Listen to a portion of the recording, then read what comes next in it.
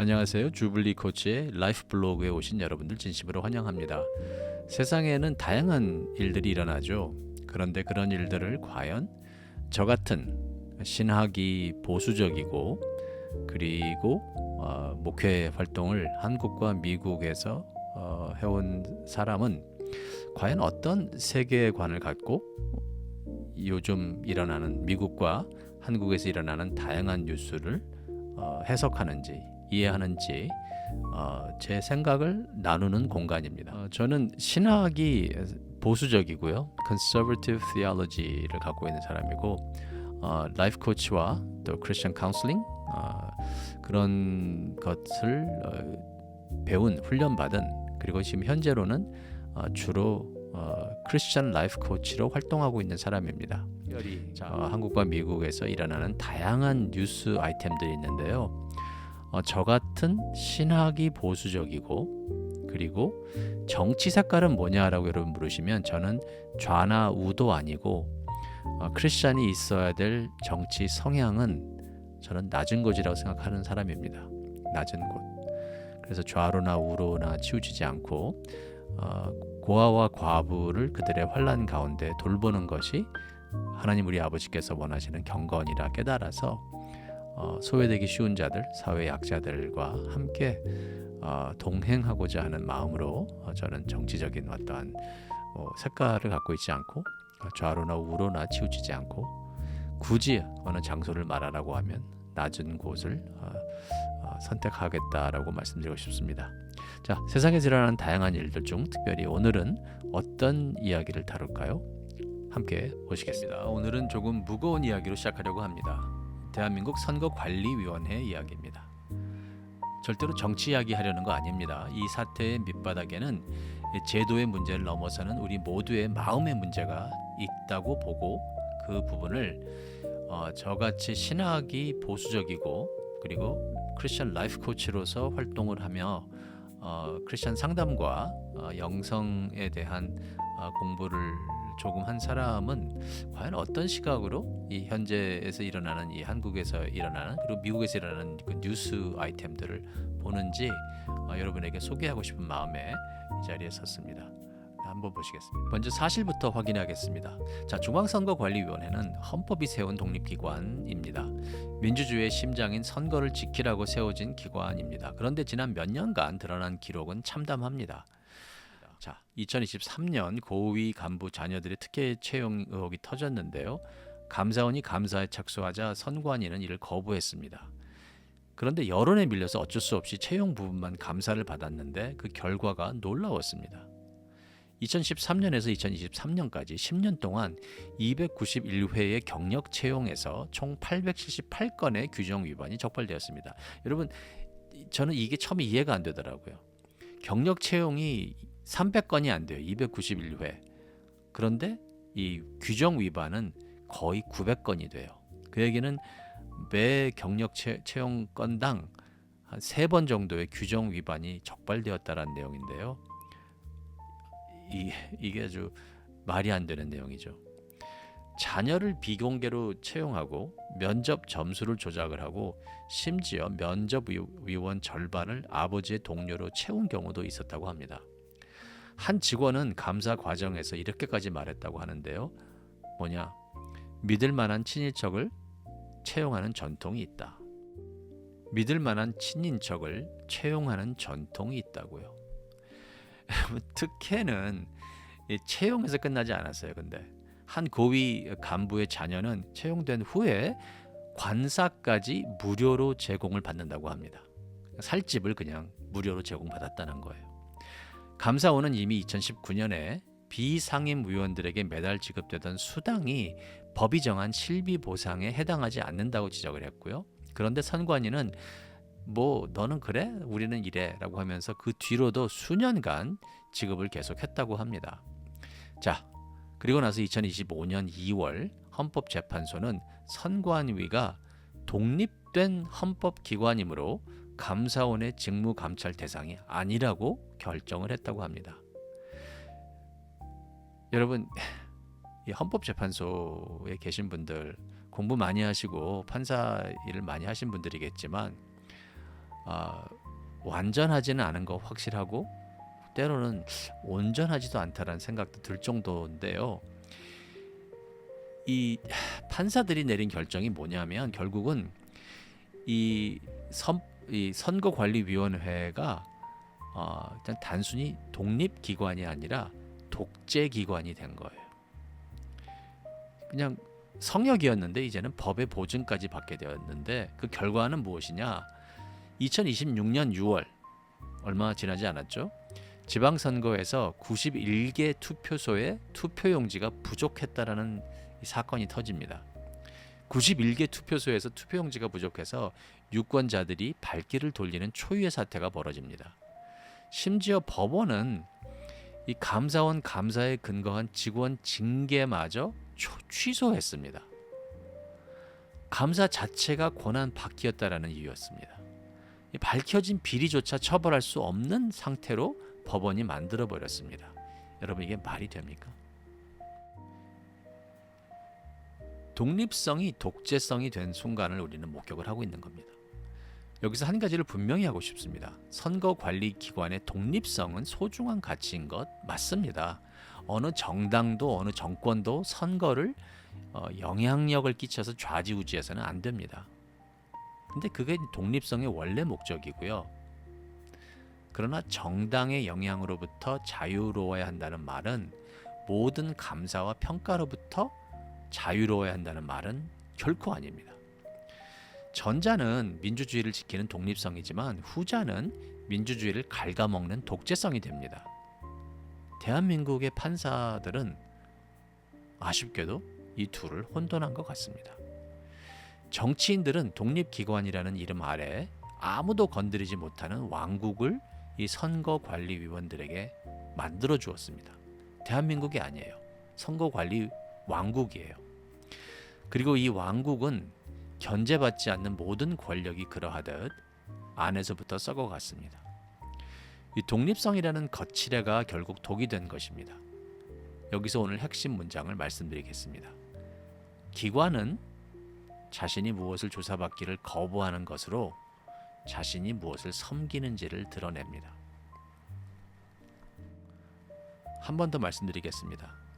기관은 자신이 무엇을 조사받기 거부하는지로 자신이 무엇을 섬기는지를 드러냅니다. 자, 그렇다면 오랫동안 자유선거를 실천해 온 나라들은 이 문제를 어떻게 풀어나갔을까요? 그들도 사람인지라 나라인지라 그들도 비슷한 고민을 했을 텐데 근데 그들의 대답은 놀랍게도 일치하고 우리나라와 다릅니다. 자, 독립성과 감사는 적이 아니라 동반자라고 그들은 이해합니다. 세 나라만 볼게요. 먼저 영국입니다. 영국 신사 민주주의가 가장 앞선 나라 중 하나죠. 자, 영국의 선거위원회는 정부로부터 독립되어 있습니다. 그러나 매년 연차 보고서와 회계를 의회에 제출해야 합니다. 그리고 감사원은 회계뿐 아니라 자원을 얼마나 효과적으로 사용했는지까지 감사합니다. 하원의장위원회는 예산안을 심사하고 부적절하면 수정하는 권한까지 갖습니다. 돈줄에 있어갖고 이 통제를 하고 이 감사를 하고 건강하고 속이지 못하게 하는 그냥 뭐 아내 데리고 막 해외 출장 다니고 하는 그런 몰상식한 행동을 못하게 하는 거죠. 자, 다음은 캐나다인데요. 캐나다의 선거청장은 하원의 결의로 임명되어 10년만 단임으로 일합니다. 연임할 수 없는 거예요. 그리고 정부가 아니라 의회에 직접 보고합니다. 정부라는 것은 이제 여당 야당이 바뀔 수 있는 거니까. 그래서 정권으로부터는 완벽하게 독립되어 있지만 하지만 선거청의 재무제표는 매년 연방감사원의 감사를 받습니다. 정보공개법도 재정관리법도 일반 행정기관과 똑같이 적용을 받습니다. 이게 맞습니다. 그리고 마지막으로 호주입니다. 호주 선거위원회는 독립법정기관인데요. 그러나 연방감사원이 재무제표와 성과 보고서를 감사하고 성과 감사까지 수행합니다. 감사원은 심지어 기표된 투표용지의 보관과 운송 실태까지 공개적으로 감사한 적이 있다고 합니다. 그 감사가 그 호주 선거를 약화시켰을까요? 아닙니다. 오히려 2013년 서호주 투표용지 분실 사태의 문제를 제대로 드러내고 개혁을 이끌어냈습니다. 세 나라 모두에서 감사라는 것은 독립성의 적이 아니라 독립성의 파수꾼이었습니다. 국민이 선거기관을 신뢰하는 이유는 그 기관이 성역이기 때문이 아닙니다. 투명하게 검증받기 때문입니다. 자, 이제 오늘 가장 중요한 질문 앞에 섭니다. 왜 대한민국의 선관위는 그러면 재정감사를 독립성의 상실로 느꼈을까요? 이 질문 앞에서 우리는 제도의 문제를 넘어 마음의 문제를 만나게 됩니다. 다시 말해서 돈을 들여다보는 것이 정체성을 잃는 일처럼 느껴진다면 그것은 돈이 이미 정체성이 되었다라는 뜻입니다. 예수님은 이것을 정확하게 짚으셨습니다. 마태복음 6장 24절에 보시면 한 사람이 두 주인을 섬기지 못할 것이니 혹 이를 미워하고 저를 사랑하거나 혹 이를 중히 여기고 저를 경히 여김이라. 너희가 하나님과 재물을 겸하여 섬기지 못하느니라. 재물, 곧 맘몬은 언제나 은밀하게 주인 노릇을 합니다. 그리고 주인이 된 맘몬의 첫 번째 요구는 늘 같습니다. 아무도 장부를 들여다보지 못하게 하라는 것입니다. 성경은 인간의 본성을 낭만적으로 보지 않습니다. 하나님께서 이스라엘에 왕을 허락하실 때에도 왕을 율법 아래 두셨습니다. 신명기 17장을 보면 왕은 율법의 사본을 곁에 두고 평생 읽어야 했습니다. 그리고 자기를 위하여 은금을 많이 쌓아서는 안 되었습니다. 이스라엘에서는 가장 높은 자리조차 성역이 아니었던 것입니다. 자, 다윗을 생각해 봅니다. 이스라엘의 왕 중의 왕이었던 다윗. 하지만 그도 사람인지라 죄를 범하고 그리고 다른 사람도 범하지 않을 그런 큰 죄도 범합니다. 이렇게 다윗이 범죄했을 때 하나님은 선지자 나단을 보내셨습니다. 하나님께서 친히 기름 부으신 왕도 다시 말해서 감사를 면제받지 못했다는 것입니다. 자, 다윗이 위대할 수 있었던 것은 이 죄가 없었던 데 있지 않습니다. 죄인이 아니라는 데 있지 않습니다. 다윗이 위대한 것은 지적받았을 때 내가 여호와께 죄를 범하였노라라고 장부를 연 데 있습니다. 사무엘하 12장 13절의 고백입니다. 다윗은 감사를 받고 무릎을 꿇었습니다. 선관위는 감사를 받고 헌법재판소로 갔습니다. 이 차이가 오늘 우리가 묵상해야 할 전부인지도 모르겠습니다. 죄인들로 구성된 기관은 스스로를 감찰할 수 없습니다. 예레미야 17장 9절은 이렇게 탄식합니다. 만물보다 거짓되고 심히 부패한 것은 바로 마음이라. 누가 능히 이를 알리오마는. 이번 선관위 사태를 통해서 우리 무엇을 깨닫습니까? 다른 나라들의 사례와 우리나라의 사례를 볼 때 인간이 선하다고 우기면서 성역을 만들어주는 우리나라와 그리고 인간이 부패했음을 알고 견제장치를 세운 나라들과의 차이입니다. 자, 여기까지 들으시면서 여러분들은 어쩌면 선관위를 향한 그 분노가 올라오셨을지도 모르겠습니다. 저도 선관위 뉴스를 들으면 혈압이 좀 올라갑니다. 여러분과 저의 분노는 정당합니다. 그러나 한 번 더 생각해 보십시다. 조금 더 깊이 있게. 우리 각 사람의 마음속에도 작은 선관위가 있다면 우리는 어떻게 생각해야 될까요? 아무도 들여다보지 못하게 지키는 영역이 있습니다. 어떤 분에게는 재정이고요. 어떤 분에게는 스마트폰이고 또 어떤 분에게는 분노의 습관입니다. 그리고 어떤 분에게는 은밀한 관계일 수 있습니다. 그리고 우리는 그 영역을 지키면서 선관위와 똑같은 논리를 사용합니다. 이것은 나의 독립성이다. 나의 사생활이다. 아무도 간섭할 수 없다. 그러나 여러분, 견제받지 않는 마음의 영역은 견제받지 않는 기관과 똑같이 안에서부터 썩어갑니다. 우리 개혁주의 신앙은 이것의 대안을 오래전부터 알고 있었습니다. 코람 데오, 우리는 늘 하나님의 면전에서 살고 있다라는 생각입니다. 그게 무슨 얘기죠? 늘 우리는 감사를 받아야 된다라는 내용입니다. 여기서 감사는 audit이죠. 그냥 Thanksgiving이 아니라. 자, 놀라운 것이 있다면 이 감사는 우리를 위축시키지 않습니다. 그러니까 세상이 얘기하고 어둠이 얘기하는 것은 감사받지 마. 너 어딧 받으면 너 위축될 거야. 그런데 사실은 어떻습니까? 오히려 자유롭게 됩니다. 왜 그럴까요?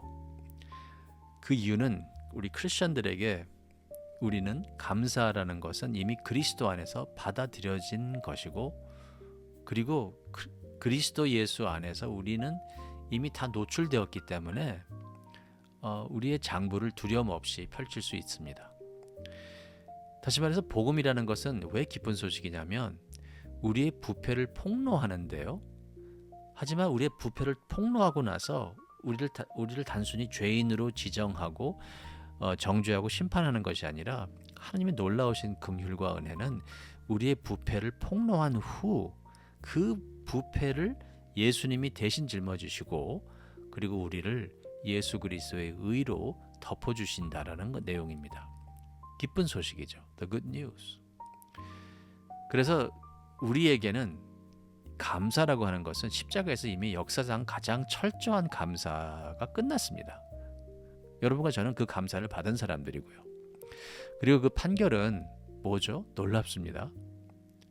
예수 그리스도에게 우리의 그 감사의 판결문이 읽혀지고 오히려 우리에게는 의롭다라는 판결문이 선포됩니다. 그러므로 참된 독립은 아무에게도 책임지지 않는 상태가 아닙니다. 선관위가 주장하는 독립기관은 참된 독립기관은 올바른 주인을 섬기는 것입니다. 독립의 목적이 뭐예요? 선관위의 목적이 뭡니까? 국민을 섬기는 것입니다. 그런데 만몬을 섬기는 자들은 장부를 숨깁니다. 하나님을 섬기는 자는 장부를 기꺼이 펴니다. 자 이제 마칩니다. 마치면서 코칭 질문을 몇 가지 드립니다. 급하게 답하지 마시고 하나씩 마음에 한번 담아보시기를 부탁드립니다. 첫째, 누군가 당신의 삶의 특정 영역을 들여다보려 할 때 여러분이 가장 먼저 방어하고 나서는 내면의 부분은 무엇일까요? 그 부분은 무엇으로부터 여러분을 지키려고 한다고 말하고 있습니까? 둘째, 배우자나 신뢰하는 친구에게 여러분 재정을 완전히 투명하게 공개한다고 상상해 보십시오. 어떤 감정이 올라오실까요? 그 감정은 돈이 당신의 삶에서 차지하는 자리에 대해 무엇을 알려줄까요? 셋째, 지금까지 살면서 누군가의 정직한 점검이 처음에는 아팠지만 결국 당신을 지켜준 경험이 있습니까? 그 경험은 책임과 자유의 관계에 대해 무엇을 가르쳐 주었을까요? 넷째, 하나님 앞에서 사는 삶, 곧 코람데오가 여러분에게는 감시처럼 느껴질까요? 아니면 안전함, 보호처럼 느껴지실까요? 그 차이는 여러분이 하나님을 어떤 분으로 알고 있는가와 어떤 연결이 있을까요? 자, 그리고 마지막으로 여러분이 속한 가정, 교회, 일터에서 사랑에 근거한 견제와 책임의 구조를 세우기 위해서 여러분이 이번 주에 할 수 있는 한 가지 작은 일은 무엇일까요? 네, 오늘 이야기를 한 문장으로 정리해 봅니다. 기관이든 사람이든 자신이 무엇을 조사받기 거부하는지로 자신이 무엇을 섬기는지를 드러냅니다.